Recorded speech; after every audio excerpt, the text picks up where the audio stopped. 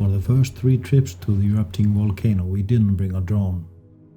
We prioritized our cameras over the drone since that's where our bread and butter comes from, and it's heavy. On trips 4 and 5, which this video is about, we brought the drone. It's interesting to see what the drone adds to the variety of images we already shot.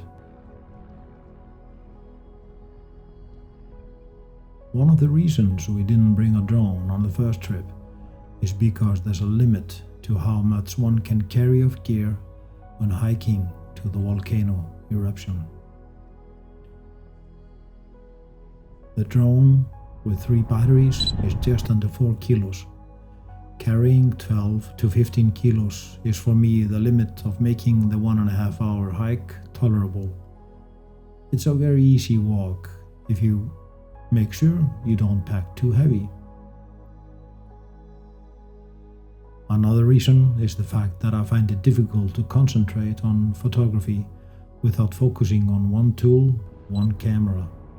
Multitasking tends to give average results in photography. That's also why taking video is prioritized after photography. It's difficult to master both photography and video at the same time without ending with average results. After all, we make images with our minds. The cameras are just tools.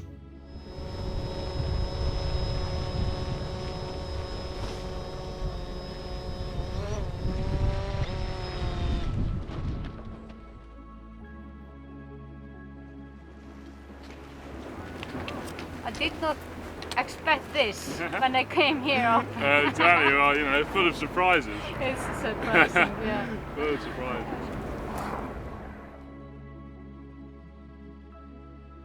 It's been amazing to see how Icelanders have taken the eruption with open arms. So far, the eruption has been quite harmless. No serious accidents have happened, and approximately 80,000 people have hiked to the eruption when this video is published.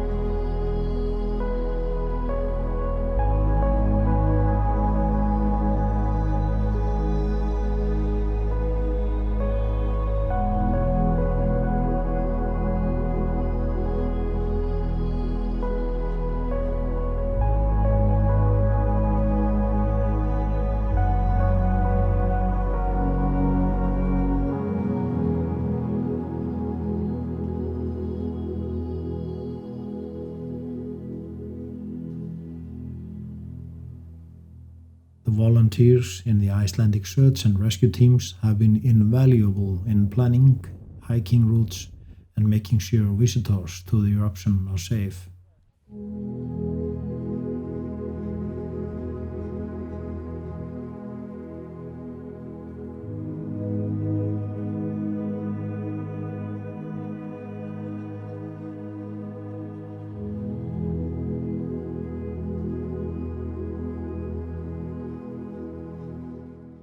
Going to the eruption and seeing also how the people enjoy the spectacle is a big part of the experience.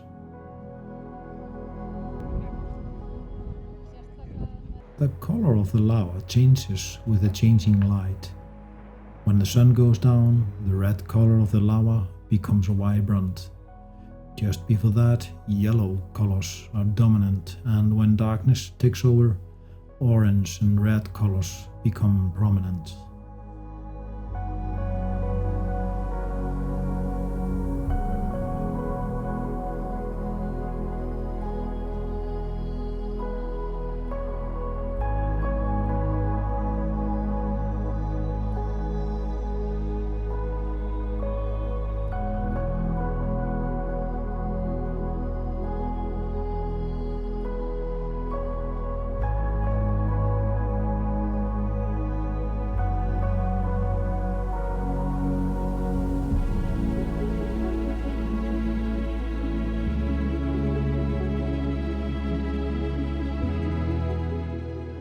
By shooting 5 bracketed shots with a drone, it's possible to expose the lava without burning the highlights and get a decent exposure of the ground also.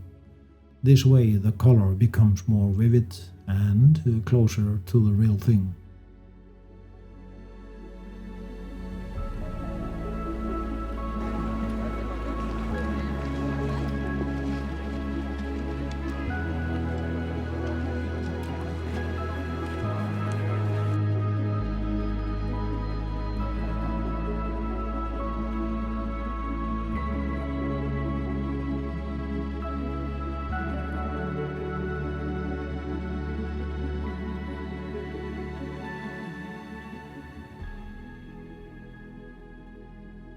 It's tempting to frame the lava as abstract. Some of the shots we got this day were vibrant and the results were much better than we hoped for.